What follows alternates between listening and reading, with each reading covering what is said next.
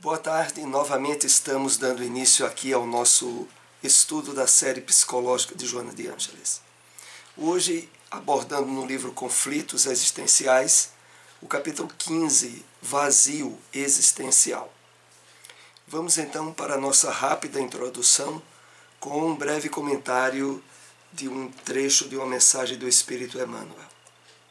Essa é extraída do livro Cartas de Paulo, Evangelho comentado por Emmanuel, carta a Filemon, capítulo 1, versículo 14. Rejubila-te com as possibilidades de auxiliar, instruir, determinar e agir, mas não ouvides que a bondade do Senhor vige nos alicerces de tudo que tens e retens. É muito interessante percebermos como as mensagens de Emmanuel sempre se direcionam para o despertamento da nossa consciência. É por isso que estão tão alinhadas com o estudo da série psicológica de Joana de Ângeles. Aqui Emmanuel, fazendo de forma sutil esse convite, ele nos diz o seguinte: rejubila-te, estejais profundamente alegres com as possibilidades de auxiliar, instruir, determinar e agir.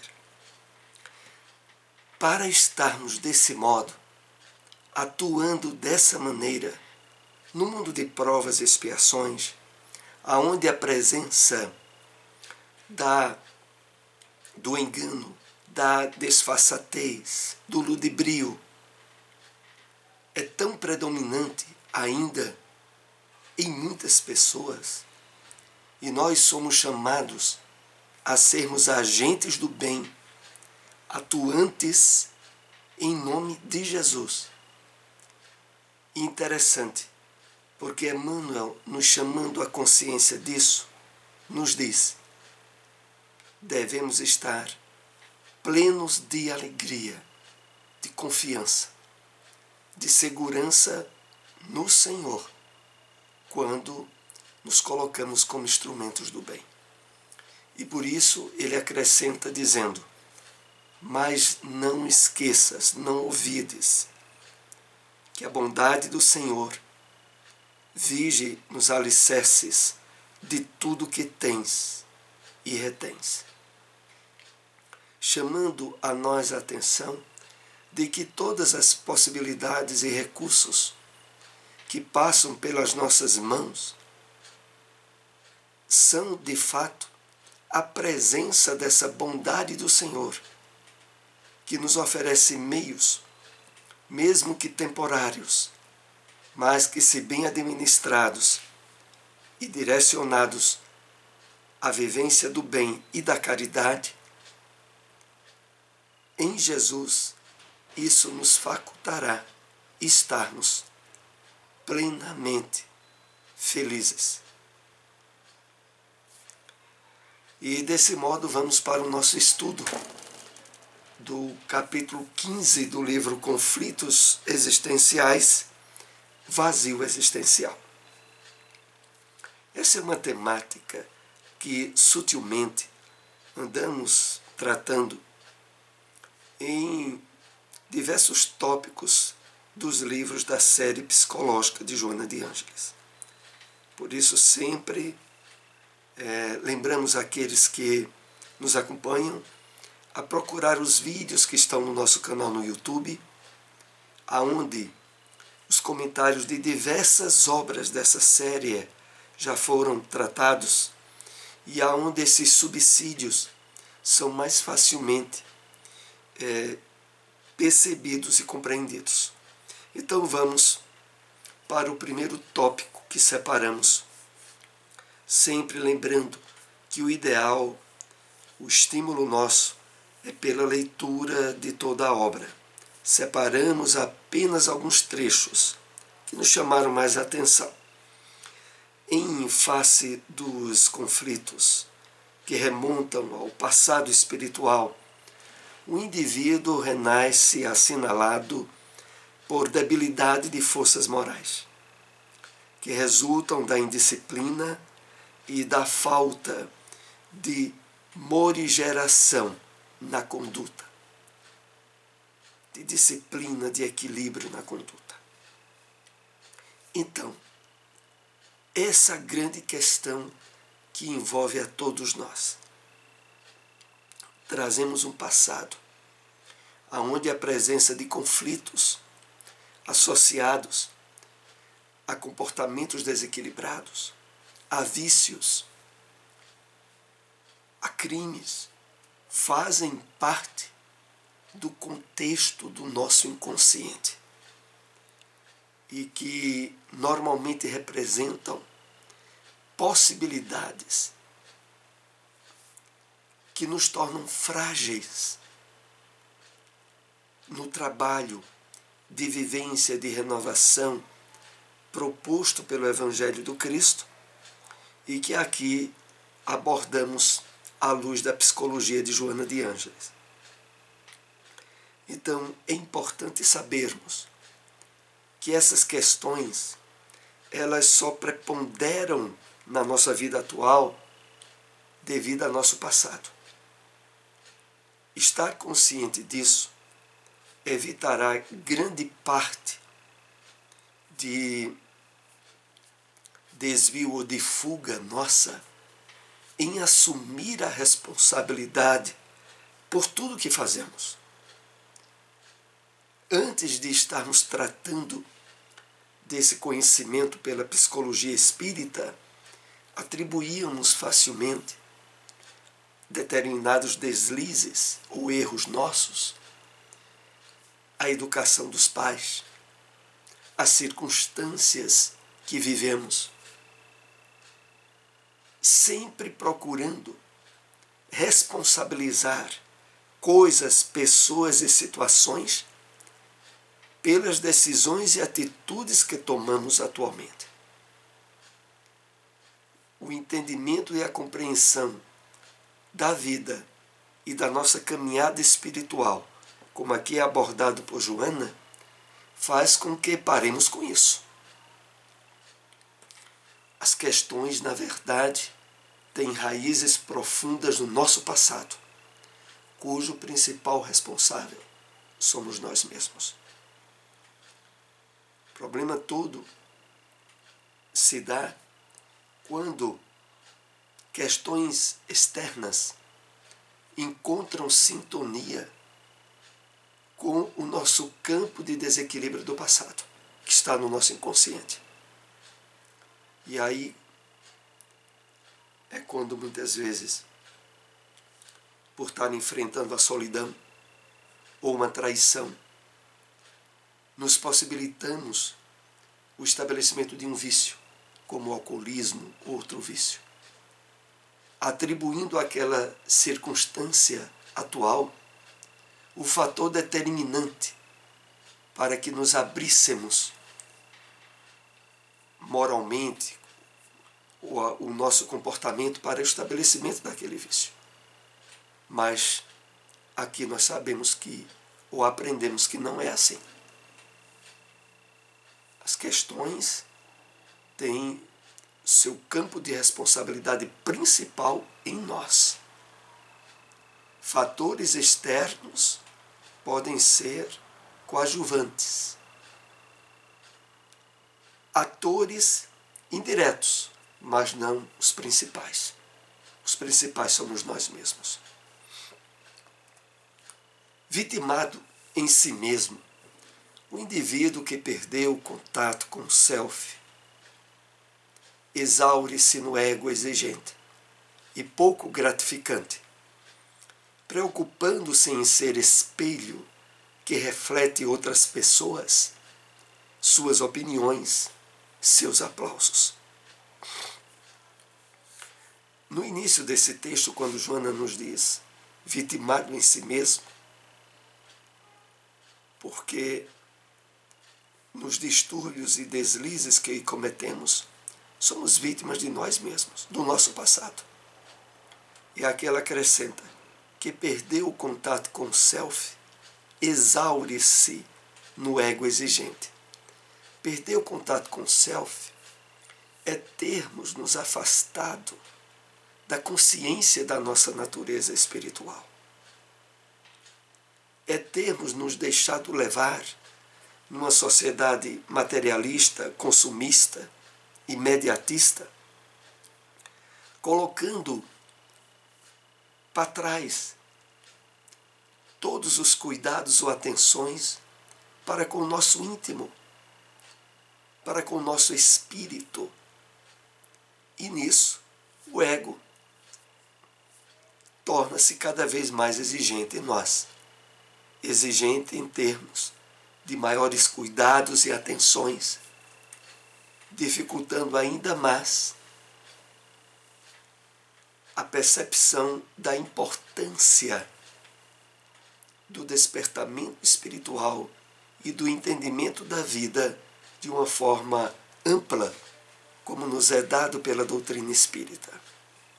E desse modo, preocupando-se em ser espelho que reflete as outras pessoas, acabamos por ter uma linha de atitude e de comportamento que depende da aprovação dos outros. Em vez de estarmos atentos a se aquilo de fato é o que queremos e é o que nos planificamos, passamos em muitas atividades e comportamentos a ser uma Maria vai com as outras, a seguir grupos com os quais nos identificamos e, ao mesmo tempo, anulamos o nosso cuidado com a nossa realidade maior, com o nosso espírito. Compreende-se a necessidade das conquistas externas, que se torna uma forma de autorrealização, e afadiga-se a criatura por consegui-la, para logo constatar a sua quase inutilidade, por não preencher os espaços tomados pela angústia e pelas incertezas.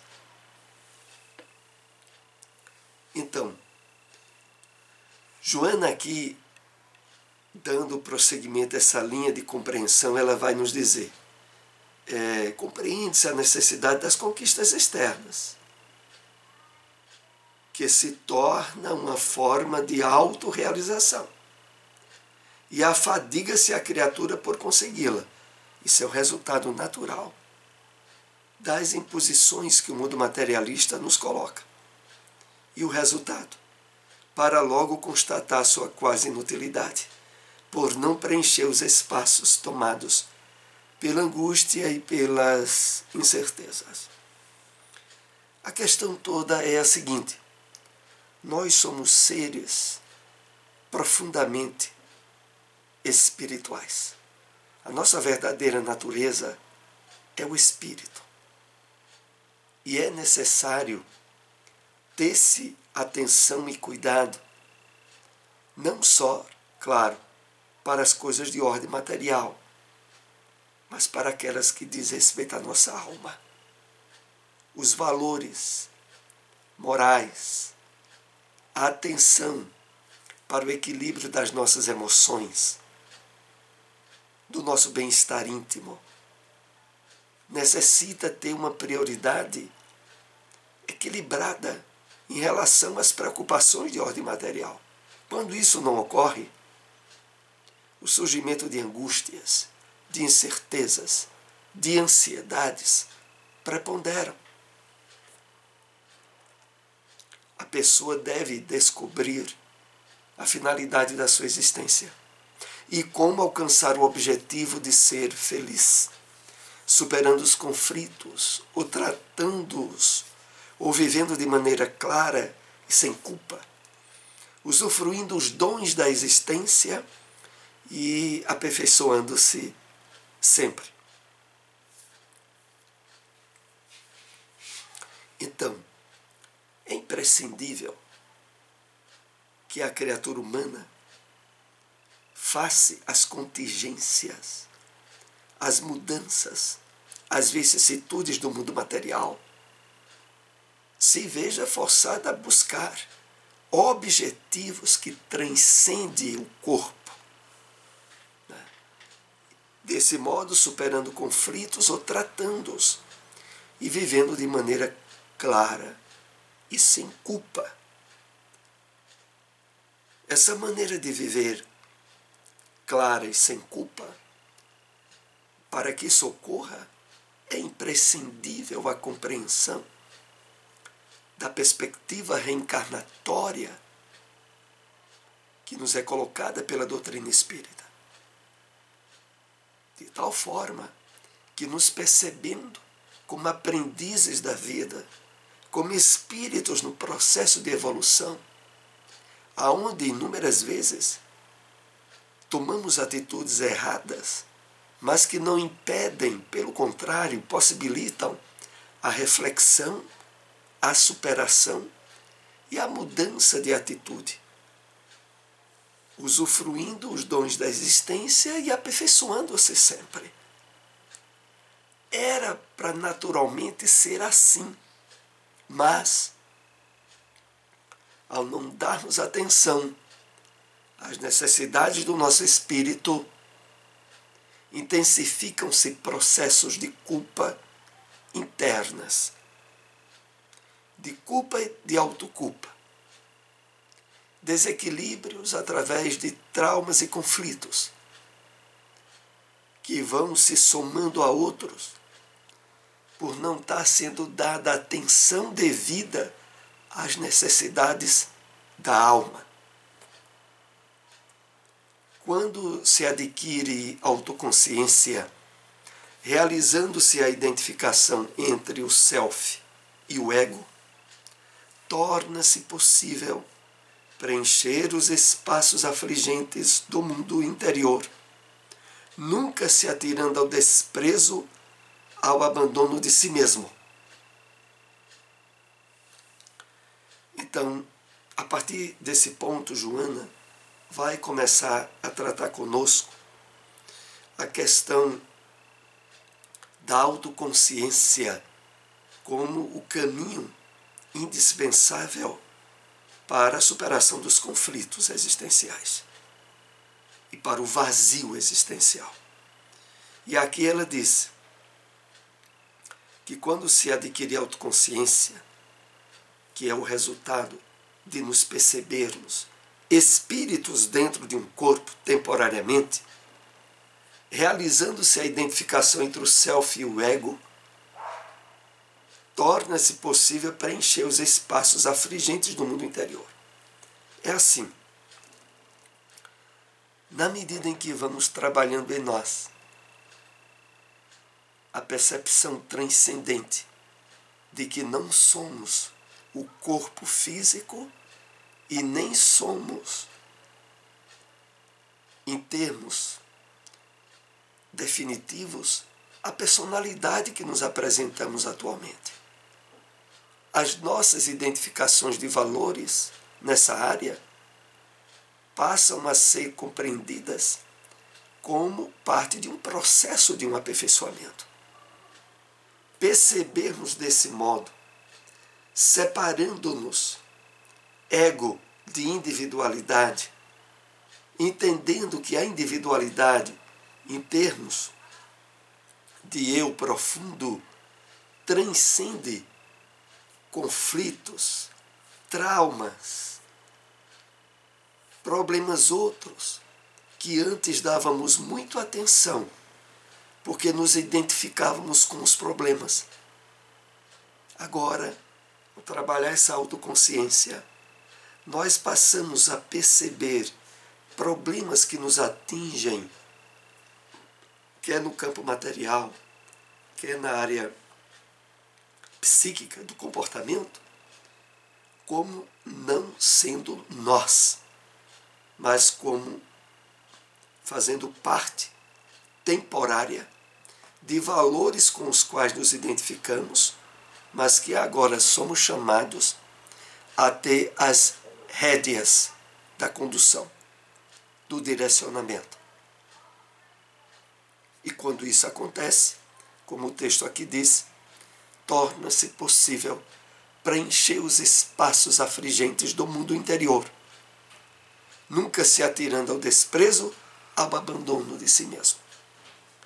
Porque a consequência natural dessa autoconsciência é o fortalecimento da nossa individualidade e de nos percebermos acima dos limites impostos, quer pelo corpo físico, quer pelas identificações de personalidade que hoje ainda temos, como necessidade que se reveste a cada nova reencarnação, em que, assumindo um corpo novo, dentro de padrões educativos novos e em um novo contexto, passamos a interagir e a nos identificarmos com valores que antes não faziam parte do nosso espírito. O objetivo essencial da vida humana é facultar ao ser o desenvolvimento de todas as suas potencialidades adormecidas. O Deus interno, tornando pessoa uma individualidade que pensa. Então, eis o grande objetivo essencial da nossa vida: desenvolvimento de todas as nossas potencialidades. E que estão, a grande maioria delas, adormecidas em nosso íntimo. Aqui simbolizada pela expressão de o Deus interno, ao qual Jesus fez menção no Evangelho, quando disse: vós sois deuses, referindo-se à parte da Escritura onde se colocou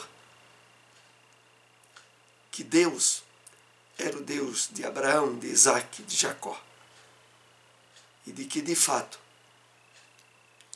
as Escrituras nos possibilitam a compreensão de que esses potenciais que trazemos, essas sementes provenientes do Criador, elas jazem no nosso íntimo à espera de serem devidamente acionadas, estimuladas, colocadas em ação através da nossa consciência desperta, que é esse trabalho que aqui é realizado nos estudos da série psicológica de Joana de Ângeles. Então, no final, quando aqui diz tornando pessoa uma individualidade que pensa, é a essa referência que transcende a atual experiência no corpo que estamos tendo e que nos leva a almejar a vivência dessas potencialidades cujo efeito e eficácia depende de cada um de nós. Na medida em que conseguimos estabelecer um clima de harmonia e de paz interior, de consciência de imortalidade da alma, de esforço de harmonia com as leis divinas, eis o campo propício e preparado para que todas essas potencialidades que trazemos emerjam e se tornem realidade. A busca do si, através da meditação e da prece, facultar-lhe-á insight valioso para compreender quanto lhe está reservado e momentaneamente se encontra defasado, sem utilidade. Então, dois caminhos que sempre nos são lembrados nesses estudos de Joana, que é a prática da meditação e da prece. E aqui, em termos ainda mais de estímulo, nos é dito: facultar-nos-á insight valioso. Como é isso? Insight, que é uma palavra aportuguesada, que significa inspiração, ideia que antes não pensávamos. Na medida em que nós vamos trabalhando a meditação, a prece, a harmonia mental, abrem-se as portas para, através do intercâmbio proveniente da espiritualidade elevada, ideias que antes não tínhamos, soluções de problemas que antes não divisávamos e que, de repente, dizemos assim: puxa, como não pensei nisso antes? Exatamente, antes não tínhamos pensado por estarmos com a mente atordoada, em conflitos, com as nossas emoções desarranjadas, o que impedia o acesso desses insights que passam a se tornar mais presentes à medida que realizamos esse trabalho conosco. A comunhão mental, em outras ondas de pensamento, em áreas extrafísicas, proporcionar-lhe-á identificação com entidades benfeitoras, que inspiram decisões e condutas saudáveis. É aqui que Joana vai conduzindo, dentro das perspectivas de superação do vazio existencial, não só a superação, mas a possibilidade de nos tornarmos muito mais planificados e amparados espiritualmente. Porque, como o texto diz, a comunhão mental em outras ondas de pensamento, ou seja, na medida em que estabelecemos uma quietação no nosso íntimo, aonde passamos a perceber os objetivos reais da vida, o entendimento da imortalidade da alma, acalmando ansiedades e frustrações. E isso vai se tornando, numa perspectiva constante no nosso dia a dia, fatalmente, o amparo e a assistência espiritual de entidades benfeitoras estarão nos orientando e nos conduzindo em decisões, na solução de problemas, da forma mais eficaz possível. Porque, na verdade, os espíritos do bem sempre estiveram ao nosso lado, querendo nos ajudar. Mas, devido a atordoarmos o nosso psiquismo com desequilíbrios e conflitos, impedimos a percepção dessa ajuda. Mas agora, ao trabalharmos isso em nós, as possibilidades se tornam imensas. Crê-se indevidamente que somente os indivíduos superiormente qualificados podem experimentar essa alegria, essa vivacidade, o triunfo sobre os conflitos. Lê do engano. Está ao alcance de todos. Então, aqui fechando esse capítulo de vazio existencial, Joana nos diz isso de forma a estarmos convictos dessas possibilidades que trazemos e que nos levarão ao triunfo sobre conflitos e problemas dessa encarnação e de encarnações passadas. Desde que para isso, claro, estejamos fazendo o esforço necessário, o trabalho de vivência daquilo que já aprendemos ser o certo, o correto. Porque na medida em que nós movimentamos mente, emoção, físico, corpo, nós nos tornamos polos magnéticos de emissão e de atração nas correntes do bem, né? Da participação dos espíritos benfeitores em nossa vida. Aqui concluímos essas reflexões desse capítulo. Agradecemos àqueles que nos acompanharam. Até o próximo estudo. Se possível, compartilhem essas informações. Uma boa tarde a todos.